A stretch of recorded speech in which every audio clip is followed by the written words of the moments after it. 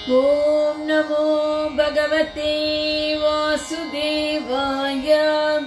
वसुदेवसुतं देवं कंसचाणूरमर्दनं देवकी परमानन्दं कृष्णं वन्दे जगद्गुरुम्। सतत विरक्तुडु संसारिगाडु, सतत विरक्तुडु संसारिगाडु, रति सम्मतुडु विरक्तुडु नीतडे। सतत विरक्तुडु संसारिगाडु, रति सम्मतुडु विरक्तुडु नीतडे। सतत विरक्तुडु संसारिगाडु,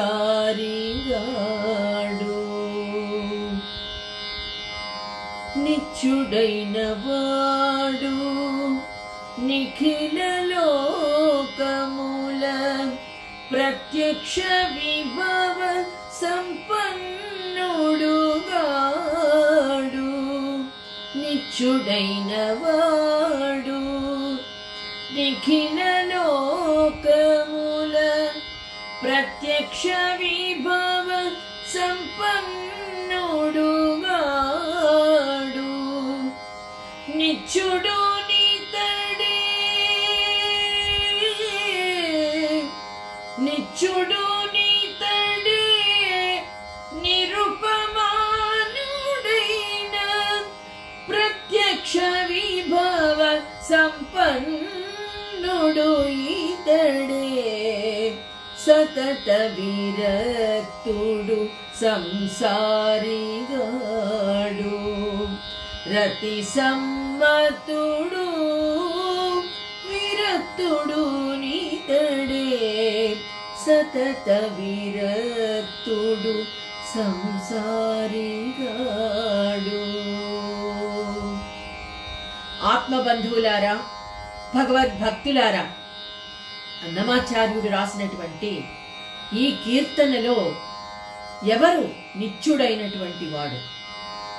సతత విరక్తుడు సంసారిగాడు, రతి సమ్మతుడు విరక్తుడు నీతడే. అంటే ఈ శరీరంలో ఉంటూ ఆత్మ నేను ఈ శరీరాన్ని కాదు అని సంసారంలోనే ఉంటూ ఒక్కొక్కసారి ఆ సంసారంలోనే అన్ని అనుభవిస్తూ ఇది నేను కాదు అని ఎవరైతే భావిస్తారో, ఈ శరీరంలో ఉన్నాను కాబట్టి ఇవన్నీ అనుభవిస్తూ ఉన్నాను అంతే, అంటే నిమిత్త మాత్రంగా ఏ ఆత్మ అయితే భావిస్తుందో అలాంటి వారే నిత్యులుగా నిలబడతారు ఎప్పటికీ.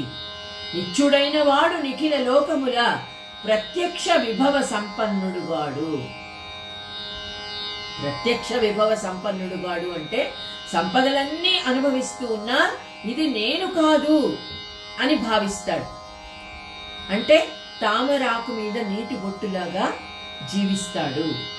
నిత్యుడైన వాడు నిఖిల లోకముల ఎక్కడ ఉన్నా సరే, ఎక్కడ జీవిస్తున్నా సరే ప్రత్యక్ష విభవ సంపన్నుడు కాడు. నిత్యుడు నితడే నిరుపమానుడైన ప్రత్యక్ష విభవ సంపన్నుడు ఇతడే. ఎవరు నిత్యుడు?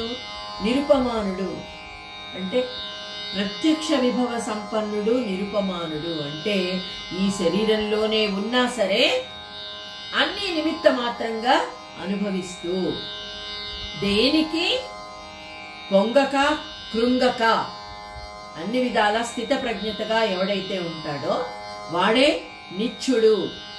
ఈ అన్నమయ్య కీర్తనతో మనము పురుషోత్తమ ప్రాప్తి యోగంలోకి అడుగు పెడుతూ ఉన్నాము. ఓం శ్రీకృష్ణ పరబ్రహ్మణే నమః.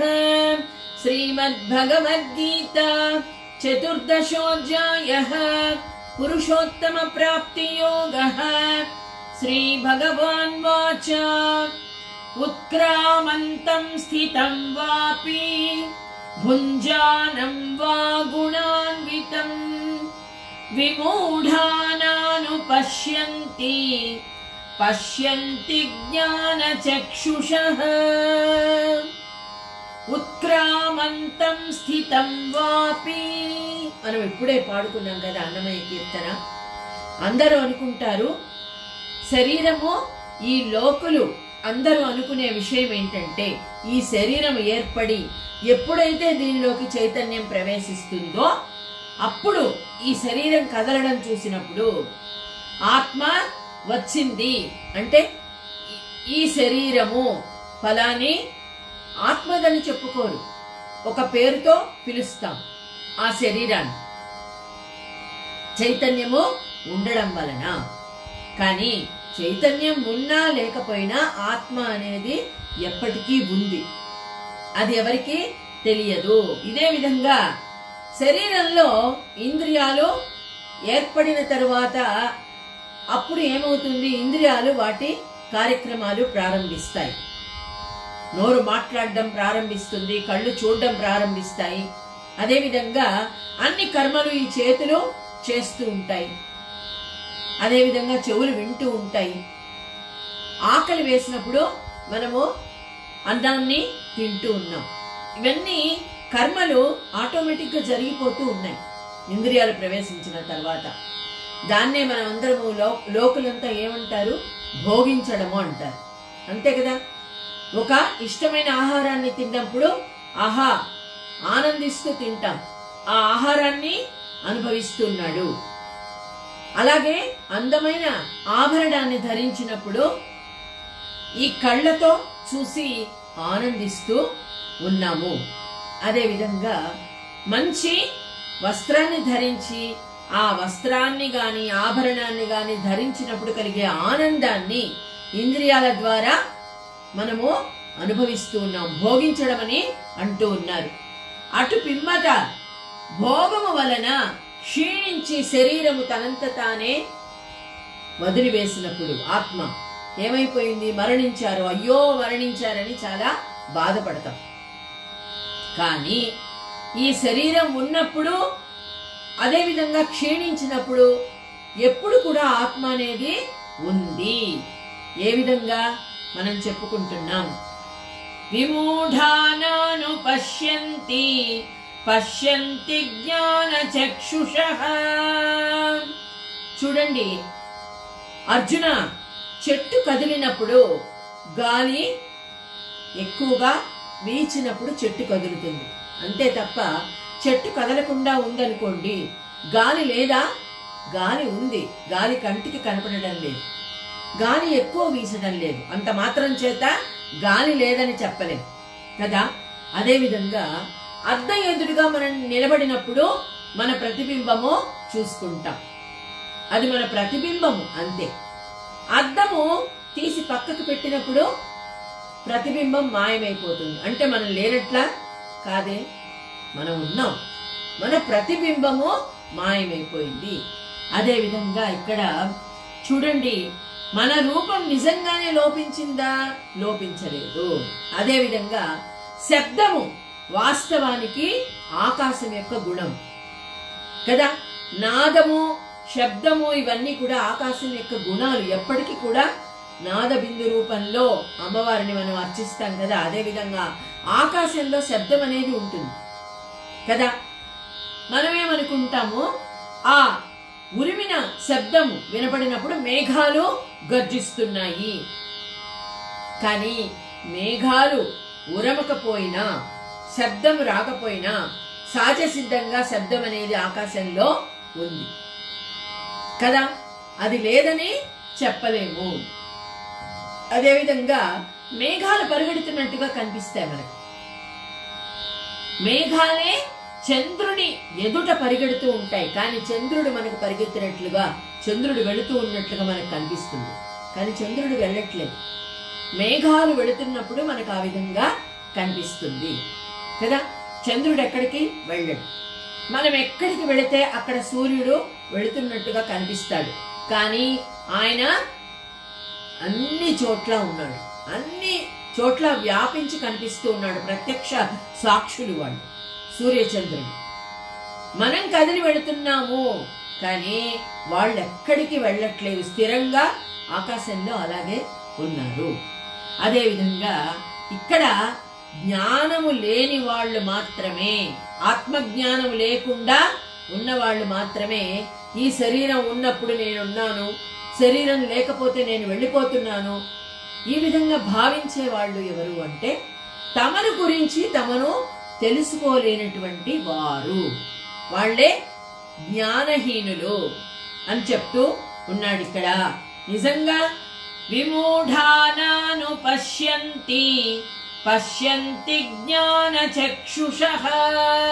అందుకే ఆత్మదృష్టి లేనంత వరకు ఈ పైకి కనిపించేటువంటి దృష్టి బాహ్య దృష్టి, అది నిజమైనటువంటి జ్ఞాన దృష్టి కాదు. అంతర్దృష్టి మనలో మనము చూసుకున్నప్పుడు, నిజంగా జ్ఞానం అనేది కలిగినప్పుడు అప్పుడు తెలుస్తుంది ఈ ఆత్మ సత్తా అనేది శరీరానికి సంబంధం లేదు. ఆత్మ యొక్క బలం, ఆత్మబలం అంటాం మనం కదా, ఆత్మ విచక్షణ అంటాం. నీకు కొంచెం కూడా ఆత్మ విచక్షణ లేదా అంటాం. ఆత్మస్థైర్యము అంటాం. ఆ మనోధైర్యాన్ని ఆత్మస్థైర్యం ఉండాలి అంటాం. ఆత్మ విచక్షణ అంటాం. అదే విధంగా ఇక్కడ ఆత్మ జ్ఞానం, ఆత్మ బలం లేకపోతే ఈ శరీరము ఏమీ చెయ్యలేదు. ఓన్లీ కట్టె మాత్రమే. చైతన్యం ఉంది కాబట్టి నడుస్తోంది, కానీ కేవలము చైతన్యముతోనే ఇంద్రియాలు అన్ని కూడా పనిచేస్తున్నాయి. కానీ ఆత్మకు గొప్ప శక్తి ఉంది. అందుకే ఆత్మ జ్ఞానాన్ని కలిగి ఉండాలి. శరీర ధర్మాలు శరీరమునందే ఉంటాయి. ఈ సంగతులన్నింటినీ చక్కగా వాస్తవిక రూపంలో చూసేటువంటి వివేకవంతులు నిజమైనటువంటి జ్ఞానం కలిగినటువంటి వారు కదా. జ్ఞాన ప్రాప్తి వలన ఎవరి నేత్రములు ఈ శరీరమునడి బాహ్యావరణమునందు చిక్కుకోనావో, ఈ బాహ్య దృష్టి ఈ శరీరంలో చిక్కుకొని ఎవరికైతే ఉండవో, జ్ఞాన దృష్టి అంతర్దృష్టి మనలో మనం చూసుకోవాలి. నేనెవరు? నేను ఈ శరీరం కాదు, నేను ఒక ఆత్మను. ఎన్నో పుణ్యకార్యాలు చేసినందువల్ల ఈ మానవ శరీరం లభించింది కాబట్టి దీన్ని నేను సార్థకము చేసుకోవాలి. ఆత్మ విచక్షణ. అందుకే ప్రతిరోజు కూడా మనము ఆత్మ విచక్షణ చేసుకోవాలి. ఉదయము పడుకునే ముందు ఈ రోజు ఏదైనా మంచి పని చేశామా, పడుకునే ముందు ఎవరినైనా బాధ పెట్టామా, ఎవరిని సంతోష పెట్టాం, ఇది ఆత్మ విచక్షణ మనకు మనమే చేసుకోవాలి. సత్యసాయిబాబా చెప్పినా, భగవద్గీతలో శ్రీకృష్ణ పరమాత్మ చెప్పినా, ఇక ఏ గురువు చెప్పినా సరే ఇదే చెప్తారు, ఆత్మ విచక్షణ. అది ఎవరైతే చేసుకుంటారో వాళ్ళు దేనికి కూడా కుంగిపోరు, కేవలము ఇదంతా మిథ్య అని తెలుసుకుంటారు. యతంతో యోగినశ్చైనం పశ్యంత్యాత్మన్యవస్థితం యతంతోప్యకృతాత్మానో నైనం పశ్యంత్యచేతసః. యతంతో యోగినశ్చైనం పశ్యంత్యాత్మన్యవస్థితం. చూడండి, ఒక ప్రవాహంలో కదలిక, ప్రవాహంలో అంతటా ఉంటుంది కదా. గాలి వీచింది, విపరీతమైన గాలి వీచినప్పుడు సముద్రంలో తరంగాలుగా అలలు లేచి కనబడతాయి. అట్టి ప్రవాహంలో చంద్రుని వెన్నెల కదులుతూ, చంద్రుని వెన్నెల పడిందనుకోండి కదులుతున్న ప్రవాహంలో, చంద్రుడు కూడా కదులుతున్నట్లుగా కనిపిస్తాడు. అయితే వాస్తవానికి వెన్నెల ఎందులో ఉంటుంది? నీళ్లలో ఉండదు, చంద్రునిలోనే ఉంటుంది. అదే విధంగా చూడండి, నీటి గుంట నిండుగా ఉన్నప్పుడు ఆ నీటి గుంటలో ప్రతిబింబం కనిపిస్తుంది. నీరే లేదనుకోండి దానిలో ప్రతిబింబమే కనపడదు. ఆ విధంగా ఇక్కడ సూర్యుడు మాత్రం యథాప్రకారంగానే ఉంటాడు. ఇదే మాదిరిగా జ్ఞానులు శరీరం జన్మించినా సరే ఉట్టి నీటి గుంట లేని ఉత్త గుంట అంటే ఏంటి? చైతన్యం లేనటువంటి శరీరం. ఈ శరీరం ఉన్నా సరే మరణించినా సరే అవికృతముగా నేను మాత్రం యథాప్రకారంగా ఉంటాను. నేను కుంగిపోను, అలాగే పొంగిపోను. నేను ఎప్పటికీ ఉన్నాను. ఆత్మకు ఎప్పటికీ మరణము లేదు కదా. అది తెలుసుకోవాల్సినటువంటి జ్ఞానము. ఆత్మ జ్ఞానము అన్నది తెలుసుకున్న తర్వాత శరీరం జన్మించినా సరే మరణించినా సరే ఒక ఘటంలో నీళ్లున్నప్పుడు దానిలో సూర్య ప్రతిబింబం కనిపిస్తుంది. ఘటం గాని మఠం గాని కదా. నీరు లేనప్పుడు ఏమీ కనిపించదు. అదేవిధంగా ఆత్మ శరీరంలో ఉన్నప్పుడు దాని యొక్క కర్మలో నిమిత్త మాత్రంగా నిర్వహించాలి. అది ఆత్మజ్ఞానము. జ్ఞాని తెలుసుకుంటాడు. జ్ఞానులకు మాత్రమే యతంతోప్యకృతాత్మానో నైనం పశ్యంత్యచేతసః స్వయం సిద్ధంగా ఉంటుంది. అలాగే ఆకాశం చూడండి, వర్షం పడినా సరే వర్షం పడకపోయినా సరే, మేఘాలున్నా సరే, లేదా చంద్రుడు వచ్చినా, సూర్యుడు ఎక్కువగా విజృంభించిన ఎప్పుడు ఆకాశంలాగా యథాప్రకారంగా ఉంటుంది, నిర్మలంగా ఉంటుంది ఆకాశం. అదే విధంగా ఆత్మ జ్ఞానము కలిగినటువంటి వారు మాత్రమే ఈ దేని నుండి ఏది వెడలదు, దేని నుండి ఏది రాదు. ఈ చైతన్యం అనేది కూడా రావడము పోవడము. బాధపడతాం కదా. పుట్టినప్పుడు చాలా సంతోషిస్తారు అందరు కదా. ఒక మగబిడ్డ పుట్టాడు అంటే ఆ వంశం ఉద్ధరించడానికి పుట్టాడు అంటారు. ఒక ఆడపిల్ల జన్మించింది అంటే చాలా ప్రేమగా ఉంటుంది, నా కూతురు అని భావిస్తారు కదా.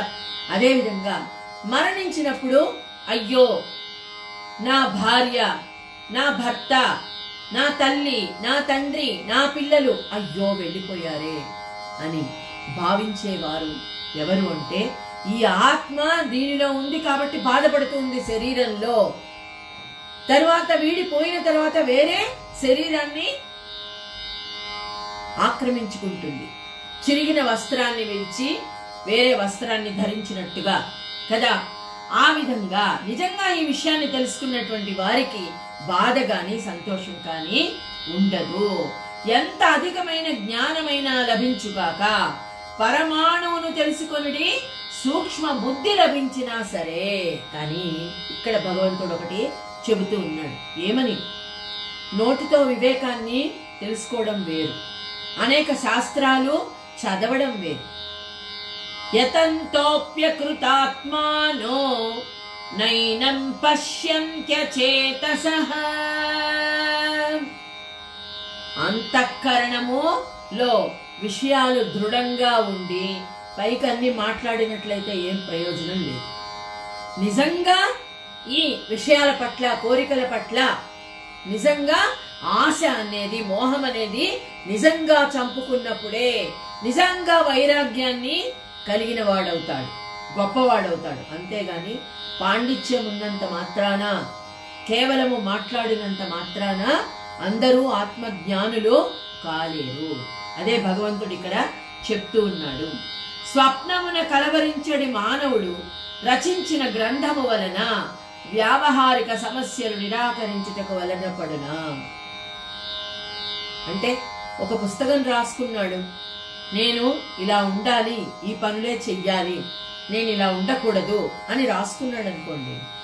దానిలో 10 రాసుకున్నప్పుడు ఒక్క 2 ఆచరించే విధంగా ఉండాలి. చెప్పడం వేరు, చెయ్యడము వేరు, ఆచరించడం వేరు.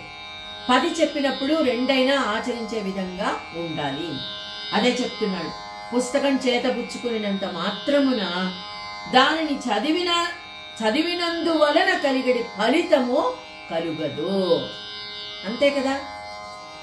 చదువుతాం మనం, పుస్తకంలో ఎన్నో విషయాలు చదువుతాం, అందరికీ చెప్తాం, కానీ వాటిలో ఎన్ని పాటిస్తూ ఉన్నాం మనం?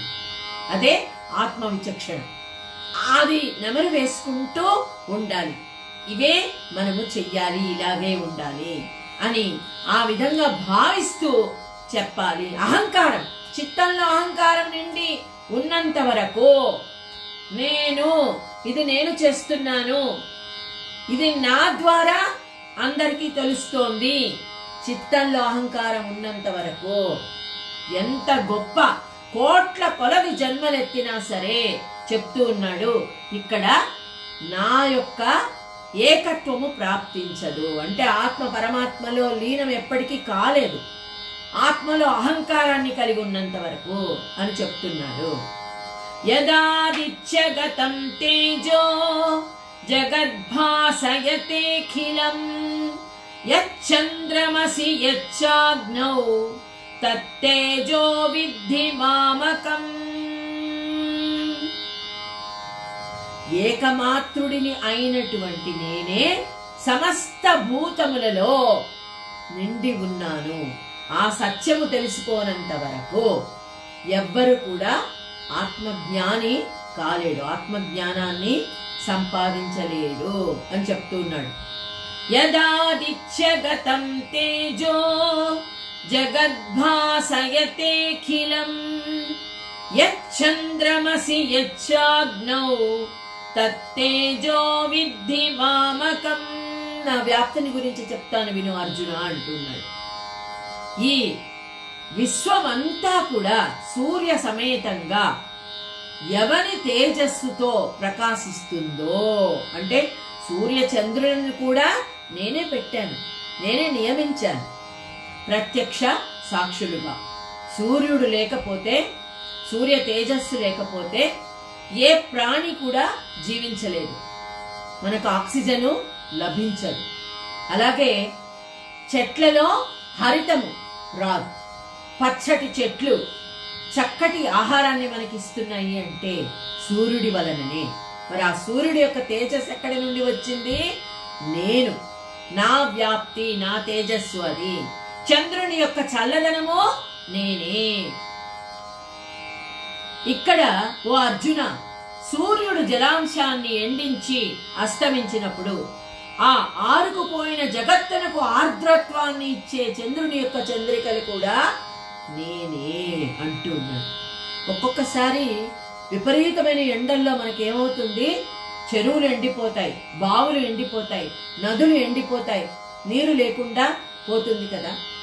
మరి అప్పుడు కూడా ఆరిపోయిన జగత్తునకు ఆర్ద్రత్వాన్ని, వర్షాలు పడేటట్లు చేసే శక్తి కూడా నేనే ఇస్తున్నాను. అదంతా ఆవిరైపోయి మేఘాల్లోకి వెళ్ళిపోయి మేఘాలు మళ్ళీ వర్షిస్తాయి. మరి ఆ శక్తి ఎవరిచ్చారు? భగవంతుడే ఇచ్చాడు. కానీ మానవులు అహంకారంతో అన్ని మేమే చేస్తున్నాం, మేము లేకపోతే విద్యుత్ శక్తి ఉండదు, వర్షాలు ఉండవు, ఇవన్నీ వర్షాల నుండి, ఈ నీటి నుండి విద్యుత్ శక్తి మా వల్లనే కలుగుతోంది. కానీ ప్రకృతి మనకు నిజమైనటువంటి వరాన్ని ఇవ్వకపోతే, నిజంగా వర్షాలు పడకపోతే ఎలా వస్తుంది విద్యుత్ శక్తి? రాదు. అందుకనే దీపం జ్యోతి పరబ్రహ్మ, నిజమైనటువంటి దీపం ఆత్మజ్యోతి వెలిగించేటువంటి వాడు ఆ భగవంతుడు. కాబట్టి ఈ ఆత్మజ్యోతిని వెలిగించుకోకుండా ఈ బాహ్య జ్యోతులతో మనము వెలుగుని ఎప్పటికీ సంపాదించలేము. అదే ఇక్కడ చెప్తున్నాడు. ఆరుకుపోయిన జగత్తునకు ఆర్ద్రత్వాన్ని ఇచ్చే చంద్రుని యొక్క చంద్రికల తేజస్సు కూడా నేనే. మరి చంద్రుడు చల్లటి వెన్నెల కురిపించాలంటే, చక్కటి సువాసన కలిగినటువంటి పువ్వులు ఎలా వస్తున్నాయి మనకు? ఆశ్చర్యం కలుగుతుంది మనకు. ఎప్పుడు ఆ పూలు విచ్చుకుంటున్నాయో మనకు కనిపిస్తోందా? ఒక్క క్షణము, ఒక్క సెకండ్ మనం కళ్ళు మూసి కన్ను తెరిచేంతలో ఆ పువ్వు వికసిస్తుంది. అలాగే చూస్తూ ఉండండి, మీకు కనపడదు. మరి ఆ పువ్వులు ఎలా వికసిస్తున్నాయి? సువాసనను ఎల్ల చోట్ల, అంటే అన్ని ప్రదేశాలలో విరజిమ్ముతున్నాయి. మనము సుగంధ ద్రవ్యాలను మనం అప్పటికప్పుడు తీసుకొచ్చి మనం ఎన్ని స్ప్రేలు వేసినా సరే నిజమైనటువంటి ఆ పూల సువాసన, సుగంధం ఎంత చక్కగా ఉంటుందో మనందరికీ తెలుసు. ఎన్ని ప్రదేశాలలో ఆ పూలు సువాసనను వెదజల్లుతాయి. అలాగే చక్కటి పళ్ళు, పువ్వులు, పక్షులు, ఈ ప్రకృతి, రకరకాలైనటువంటి పక్షుల అరుపులు, ఇవన్నీ ఆ భగవంతుడి యొక్క సృష్టి కాకపోతే, ఆయన సృష్టి కాకపోతే ఇంకెక్కడి నుండి వచ్చింది? అదే విధంగా చూడండి, అగ్ని ఉంది. అగ్నికి కాల్చే గుణము, అంటే మంచి పనులను చేస్తాడు అగ్ని. ఉదయం లేచినప్పటి నుండి మనకు ఆహారం ఎలా లభిస్తోంది? ఆ స్వామికి, అగ్నిదేవుడికి నమస్కరించి పూర్వకాలంలో ఆ మట్టి పొయ్యిలు, కట్టె పొయ్యిలలో కర్పూరాన్ని వేసి ఫస్ట్ వెలిగించి అగ్నిదేవుడికి నమస్కారం చేసి ప్రారంభించేవాళ్ళు వంట చేయడం. ఇప్పుడు అనేక రకాలైనటువంటి స్టవ్లు అన్ని వచ్చాయి. ఏది వచ్చినా అగ్నిదేవుడి యొక్క దయ లేకపోతే మనం ఏ పని చేయలేం. ఒక వంట చేయాలన్నా, అదేవిధంగా ఒక హోమాగ్నిని వెలిగించాలన్నా కదా, ఒక హోమం చెయ్యాలన్నా, వంట చెయ్యాలన్నా, అదేవిధంగా ఒక బంగారాన్ని లేకపోతే ఒక ఇనుమును కరిగించాలన్నా అగ్ని ఉండవలసిందే. చివరకు మరణించేటప్పుడు ఆ చైతన్యం లేనటువంటి కట్టెను కాల్చాలన్నా అగ్ని అవసరమే కదా. అన్ని పనులకు మనము నియోగిస్తూ ఉన్నాము అగ్నిదేవుడిని. అదే విధంగా ఇక్కడ అంటూ ఉన్నాడు, ఆ వృద్ధి పొందిస్తూ అనేక కార్యాలను నిర్వహించేటువంటి ఆ తేజస్సు, అగ్ని యొక్క తేజస్సు ఎవరిది? నాదే అర్జున అని చెప్తూ ఉన్నాడు. అంటే ఏకమాత్రుడిని అయినటువంటి నేనే ఈ సమస్త భూతములలో వ్యాపించి ఉన్నాను, అనేక రకాలుగా ఉన్నాను. అగ్నిగా, వాయువుగా, అలాగే భూమిగా, ఆకాశంగా. ఏది లేకపోయినా ఈ పంచభూతాలు లేనిదే శరీరము లేదు, పంచభూతాలతోనే ఏర్పడింది కదా. శరీరము మరణించింది అంటే ఆత్మ వదిలివేసినప్పుడు అగ్ని అగ్నిలో, వాయువు వాయువులో, భూమి భూమిలో, ఆకాశము ఆకాశంలో, ఈ విధంగా పంచభూతాలన్నీ విడివిడిగా కలిసిపోతాయి. మట్టి మట్టిలో అంటాం మనం, కానీ ఆత్మకు ఎప్పటికీ మరణము లేదు. ఆత్మజ్ఞానం తెలుసుకున్నటువంటి ఆత్మజ్ఞాని నాకు ఈ శరీరం మరణించినా సరే, జన్మించినా సరే, నేనెప్పటికీ యథాస్థానంలోనే యథాప్రకారంగా హాయిగా ఉంటాను అని తెలుసుకుంటాడని ఆ స్వామి చెప్తూ ఉన్నాడు. ఇక రేపటి రోజు ఈ పురుషోత్తమ ప్రాప్తి యోగంలో అఖండమైనటువంటి జ్ఞానాన్ని, ఆత్మజ్ఞానాన్ని ఇస్తూ ఉన్నటువంటి ఆ కృష్ణ పరమాత్మకు మనస్ఫూర్తిగా మనము నమస్కారాలు సమర్పించుకుందాం. ఓం శ్రీ కృష్ణ పరబ్రహ్మణే నమః.